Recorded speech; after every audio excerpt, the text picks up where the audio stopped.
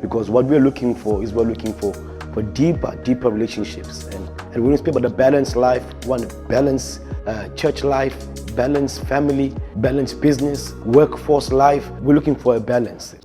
Hello everyone. Hi everyone. We're back again. Yes. We're coming to speak about something which people have been speaking to us about, to talk about. It's a bit of a sensitive issue. I think, okay, for me at least, it's a sensitive issue. Well, we'll see whether it's sensitive or not, but we need to speak about it. Yeah, okay. So we're speaking about intimacy, and we are speaking about all the things that involved intimacy in a relationship. Like, for example, I know when I was growing up, I was more inclined to light-skinned women. You know, if you're a dark-skinned woman, I'm sorry, but I was more inclined to light-skinned women, as you can see with my wife. Okay. Right. So obviously, when you're looking for a partner, looking for somebody to get married to, that is what you look for. You look for something that you most probably might be inclined to. Yeah. All right. So even when it comes to a lady who probably, some guys love women who are a bit bit size 28, size 30. Some guys love women who are a bit bigger, you know. So now we want to speak about that because it works on the psychology. Yeah. So in a relationship, when we were together and I found you as a size 28, I pursued you as a size 28. Yeah. And then all of a sudden, right, we are here in our marriage. She's laughing. Right, we are here in our marriage. Yeah, you're no longer 38. And you're no longer 28, Yes. and now you're 38.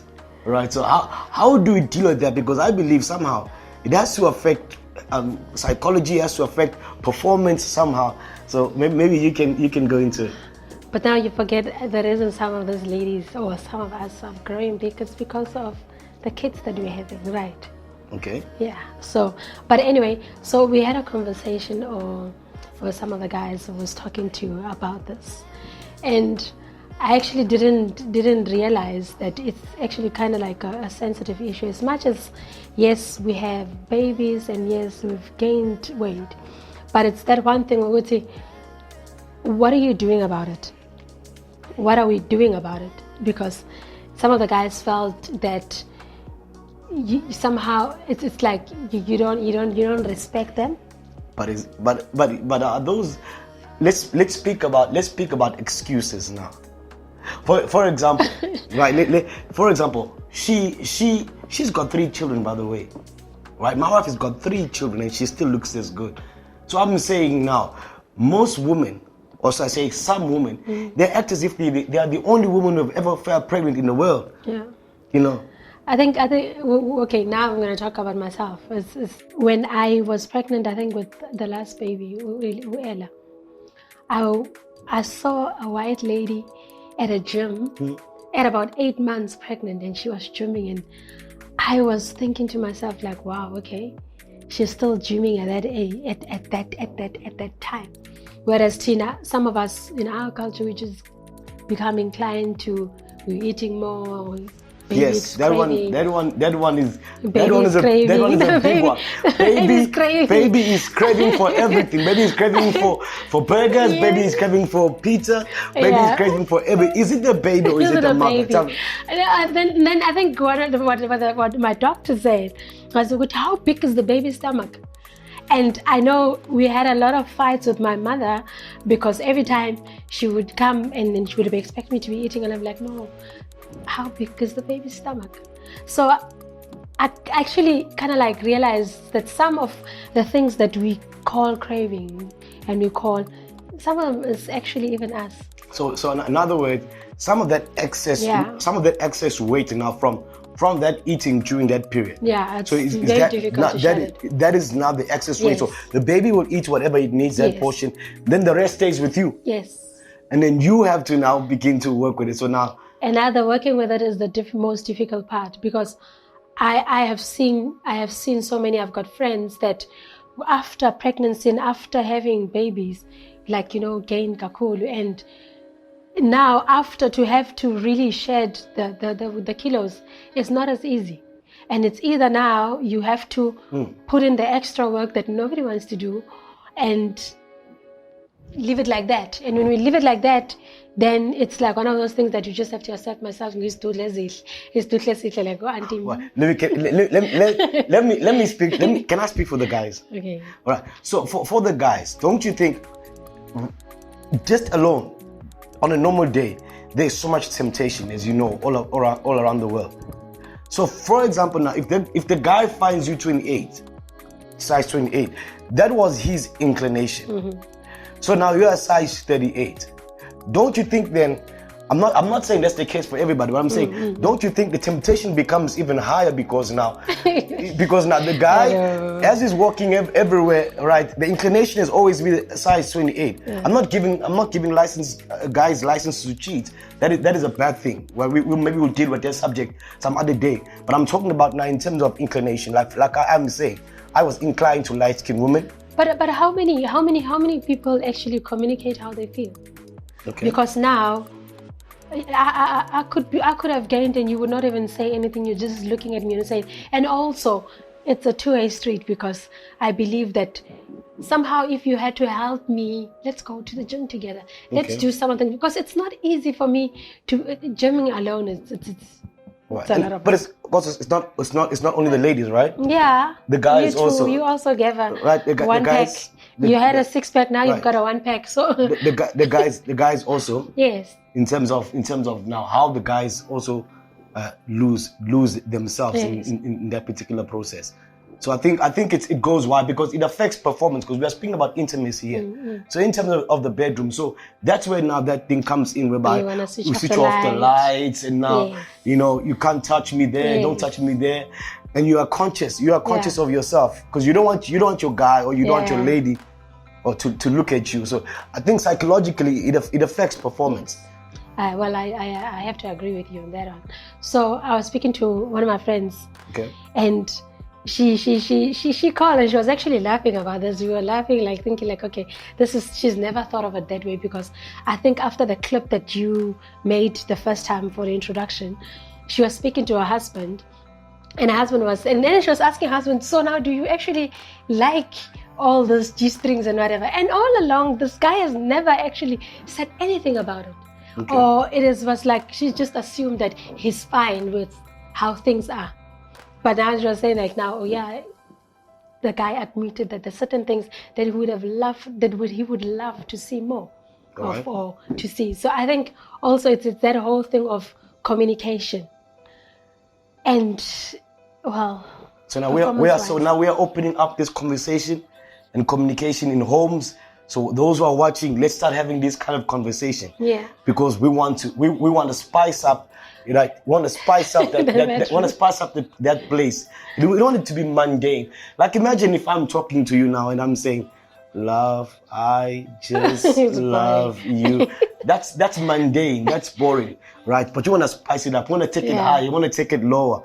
So there must be some kind of effort, some kind of creativity. Some kind of lingerie. What do you feel about lingerie? The dress code. I think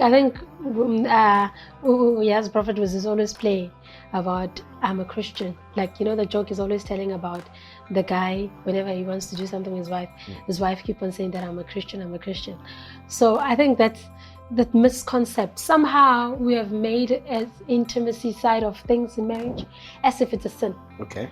And I think a lot of us don't even want to layer conservativeness of thinking that maybe what will you think about me? And it's only, like I said, in the way of communication. So are you trying to tell me, what you're trying to say is that missionary is not the only position? Of course not. Okay, so these are conversations that we are bringing to the house. So in terms of being spontaneous, right? There are so many places. There's the kitchen. There's the bathroom. There's children. There's children also. So let's watch the children. Remember, PG, it's guided. But I'm just saying that there are so many things to do to spice up that place, because we want to have good marriages. We don't want to have people going outside to look for something which they can find inside. And I think one thing that a good advice from one woman, was very dear to me. Okay. She actually said that you have to be the loose lady in the bedroom, but the lady on the outside. Okay, loose lady like prostitute? Yeah, in the bedroom. Not be a prostitute, yes, but... No, yeah. Because she says that for you, she actually said that you need to do that when it comes for your marriage. You need to do certain things that you never thought that you would be able to do. Okay. Because some guys, unfortunately, want that. And now, how many women actually want certain things, but we find it difficult to communicate. So you can be in a relationship for so many years, yet you want to do something, but you feel as if... Yeah. Okay. And I also believe, Uguti, I find it a bit of a problem being married to somebody that you can't talk to and express your views and express what is it that you want. Yes, it's difficult because, I mean, as women, it doesn't come natural, Uguti. Now, no, it doesn't. So we want our ladies to be ladies outside. Yeah. But when it comes to that place, that's what the advice that I received. Was it a good advice? It's a good advice. Is it keeping you happy? Yes. She said it was a good advice. So we want people to feel free when it comes to that. Mm-hmm. Now, can I ask you a question? Yeah. Now, when it comes to guys, I know guys are more in terms of libido, in terms of their drive, in terms of their sexual drive. Guys, they are inclined to that more, right? For ladies, when the relationship starts or in a honeymoon period, you just got married. We go all the way out. They go all the way out, and they've also got some kind of drive. But as the marriage continues, you get tired, right? You get tired. When you go to work, you're working. You have to cook. You've got the children. You have to cook. And you too. And then you too. But all those things now, in terms of now, how do those things now influence that part of the relationship? Because I know you can make an excuse as you've got babies, you've got all these things. I've got a headache. Because I know we've had a conversation before, where our conversation was basically on the fact that sometimes guys don't need much. Yeah. They just need your full attention, even if it's just for 15, 20 minutes, 30 minutes. Just that full attention, and that's all. It's not much, as much as you are tired, as much as you want to sleep, but just that 20 minutes is so special because sometimes the guy is on. I don't say guy, or some ladies, right? The guy is on fire. And then somehow he comes and you pour water on him. Like today I'm tired, right? And you know how it feels like being rejected. Well, experience. Yeah. So I'm saying now that 20 minutes, that 20 minutes means for time. And when you do, don't just throw yourself and say just go ahead and just do it and just go ahead. No, you can't do it. Be engaged. Yeah, be engaged because you want to be present. Well, one thing for sure, give yourself 10-15 minutes full attention, then so much, because now the stress of having to explain, and now we all sulking and whatever. After that, we are fighting over nothing. That 10 minutes, 15 minutes, 20 minutes that you invested yourself fully. I always say it's those moments that the guy can sign the $1 million check without even realizing. Wow. Right. So it depends how you look at it. So we're just trying to make sure that this conversation at home, speak about it. Yeah. It shouldn't be ignored.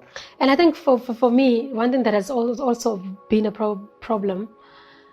It's I know you always say something like you as a guy, you don't want to be the one that's always coming. Yes. Coming, and then it's like you're pushing yourself to me, and jalo when are coming and asking, and like that whole thing that as ladies we also need to learn how to be confrontational and take what you want and initiate. Basically, that's the word I'm looking. Be able to initiate intimacy and not always wait for it to come from the one side. Yeah, and I think it took me a long time to learn. That's a complaint for most guys. Most guys, they feel like they're the ones who are always and like they're the trouble. They're always stressing their wife.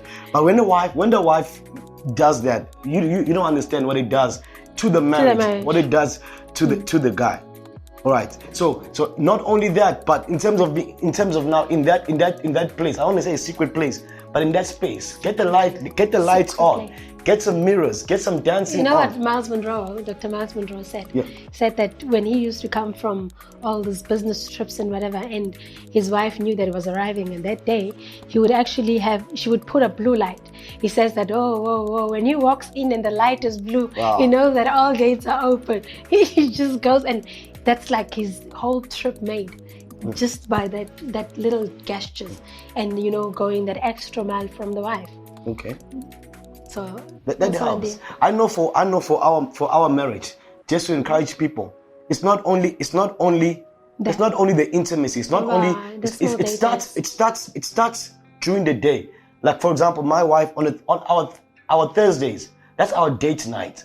So we make time for each other. So when you say date night, we're not talking about even formal or hectic things. But to spend time with each other. You can even just go for coffee. And we get to just know each other's minds. I get to know her dreams, get to know her plans. So in her business, I want to know how far she is in terms of her business, what's happening. So just that alone, it makes a spark, because it means we are connecting not only on a sexual level, but we are connecting also on a mental level. She knows I care. I want to know what she is doing. So when that happens, when we get home, it becomes easier for us to engage in terms of now sexually, because we've been there. It's our date night, so we make time for each other every week, right? And I think also going on holiday. Yeah, that also that's like a treat. Okay. And also, I think for me, what is important, those unique moments, like your anniversaries, those birthdays, those odd dates that you have to just go all out. Flowers, go out, just do something because every marriage is work. No marriage will ever work out and become what it's supposed without the work from both parties. So special days. We need to go for a retreat. We need to go away from the kids, because we're so involved in children ministry for us, and it's work, it's a lot of things. So it just helps times just to take the time out and just be the two of us, because before we were married, we were actually boyfriend and girlfriend. So before even you were a father, before I was a mother, I was your girlfriend and you were my boyfriend. Yeah. So why are we stopping? That's good. So, and also now, guys shouldn't be afraid to massage your wife. Take time to massage. So if your wife complains that she's been working the whole day and then she's tired, let there be some kind of oils in the house where you can massage that tired body, and who knows, maybe you might be lucky. Definitely right. lucky. So we hope that this conversation has helped someone at home. Yes. Right. Thank you so much for having us. Thank you.